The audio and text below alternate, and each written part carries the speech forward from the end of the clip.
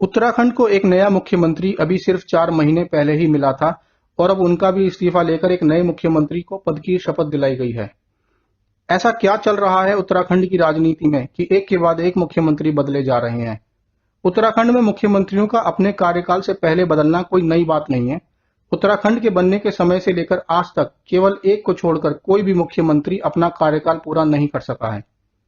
9 नवंबर सन 2000 को जब उत्तराखंड का गठन हुआ था, तब से 10 लोग मुख्यमंत्री के तौर पर काम कर चुके हैं, जिसमें से 7 भाजपा से थे और बाकी 3 कांग्रेस से।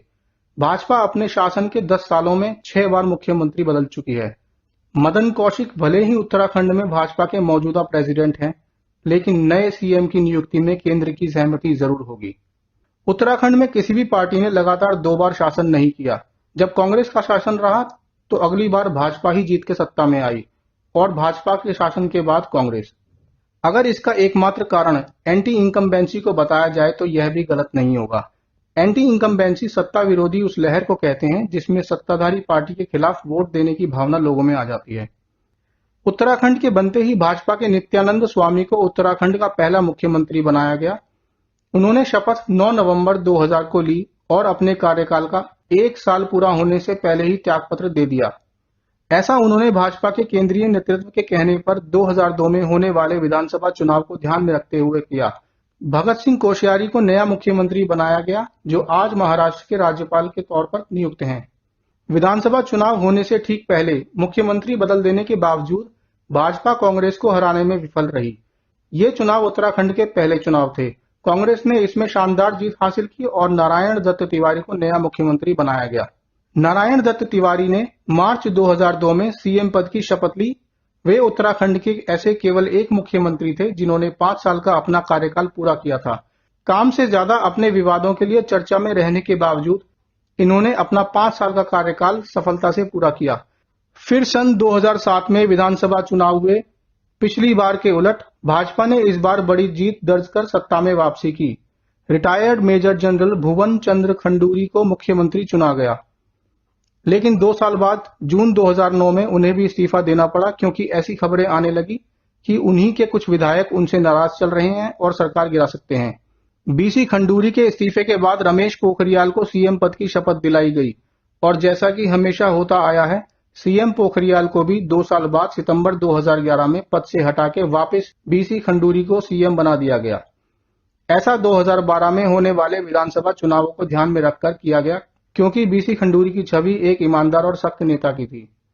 साल 2012 में होने वाले विधानसभा चुनावों में कांग्रेस ने फिर से बाजी मारी और सत्ता में वापसी की, लेकिन इस बार भाजपा को जीत का भरोसा देने वाले बीसी खंडूरी अपनी सीट भी नहीं बचा पाए। चुनाव जीतने के बाद कांग्रेस ने मार्च 2012 में विजय बहुगुणा को सीएम बनाया, लेकिन कांग्रेस भी सीएम बदलने की इस प्रथा से अछूती नहीं रही और जैसा कि उत्तराखंड के राजनीतिक इतिहास में होता आया है, सही 1 साल बाद विजय बहुगुणा को भी अपनी सीएम की कुर्सी को छोड़ना पड़ा, जिसका सबसे बड़ा कारण 2013 में आई बाढ़ थी, जिसने केदारनाथ में भारी तबाही मचाई थी। बचाव कार्यों में ढिलाई की वजह से बहुगुणा सरकार की व्यापक आलोचना हुई थी। सरकार पर बढ़ते दबाव के चलते विजय बहुगुणा को सीएम पद से हटाकर फरवरी 2014 में हरीश रावत को नया सीएम बना दिया गया।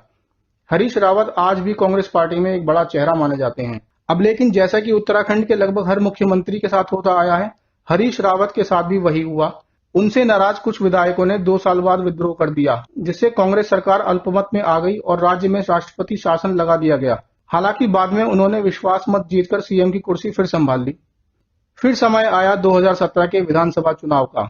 मार्च 2017 के चुनाव में हरीश रावत के नेतृत्व में कांग्रेस भाजपा से हार गई। इतना ही नहीं, हरीश रावत उन दोनों सीटों से भी हार गए जहां से उन्होंने चुनाव लड़ा था। सत्ता में एक बार फिर भाजपा की वापसी हुई। सीएम के तौर पर त्रिवेंद्र सिंह रावत का चयन किया गया। वे लगभग 4 साल सीएम के पद पर बने रहे।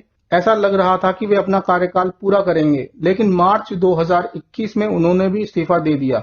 इसका मुख्य कारण विधायकों और मंत्रियों के बीच रावत के खिलाफ बढ़ते असंतोष को बताया जाता है। त्रिवेंद्र सिंह रावत के इस्तीफे के बाद 4 महीने पहले ही तीरथ सिंह रावत ने सीएम पद की शपथ ली थी। अब यहाँ पर यह सवाल उठता है कि ऐसा क्या हुआ कि भाजपा को सिर्फ 4 महीने बाद ही अपने सीएम को बदलने की जरूरत पड़ गई। आइए समझने की कोशिश करते हैं। दरअसल तीरथ सिंह रावत ने जब सीएम पद की शपथ ली, तब वे पौड़ी गढ़वाल से लोकसभा के सदस्य थे, जबकि उत्तराखंड विधानसभा में उनकी कोई सदस्यता नहीं थी। अब जरा कानून को समझते हैं।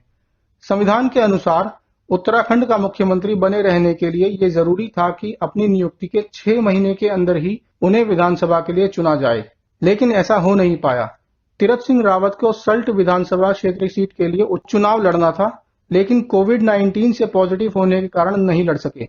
फिर कोविड-19 से ठीक होने के बाद भी 2 और विधानसभा सीटें खाली थी जहां से वे नामांकन भर सकते थे, लेकिन नहीं भर पाए।